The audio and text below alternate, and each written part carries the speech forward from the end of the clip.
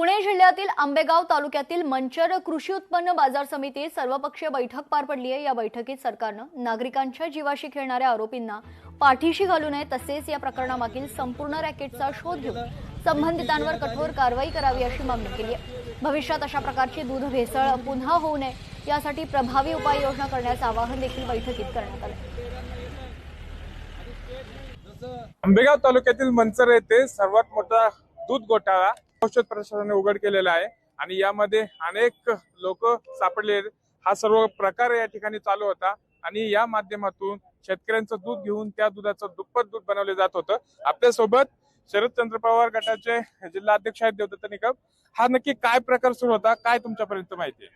गेले अनेक दिवसांपासून ही दूध भेसळ या परिसरामध्ये चालू होती।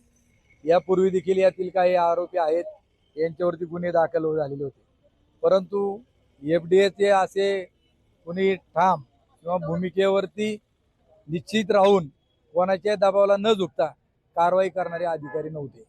परंतु जसे तुकाराम मुंडे साहेब या विभागाचा त्यांनी कार्यभार स्वीकारला तेव्हापासून हा विभाग अत्यंत अलर्ट झालेला आहे आणि त्यांनी ठरवलं की आता सगळ्यात महत्त्वाचं दुधाची भेसळ बाहेर काढायला या राज्यामध्ये आपण सुरुवात करायची आणि सगळ्यात जादा भेसळ या परिसरात होती अशी त्यांना खात्रीलायक माहिती मिळाली आणि त्यानुसार त्यांनी ती कारवाई केली आणि त्याच्यामध्ये भेसळखोरांना अटक केली। आमचं म्हणणं आहे की भेसळखोरांना गजाआड गेले पाहिजे आणि यांना फाशी झाली पाहिजे, याकरता आमचा लढा आहे। हा सर्व प्रकार उघड आलेला आहे, त्यामुळे सर्व दूध उत्पादकांचे धाबे झाले आणि या सर्व जो हा प्रकार घडवून आणत होते यांच्यावरती कारवाई व्हावी अशी मागणी या ठिकाणी सर्व स्तरातून व्यक्त केली जात आहे। सायदीप डोबे, लोकशाही मराठी, मंचर, पुणे। लोकशाही मराठी ऐका, पहा, जागरूक रहा।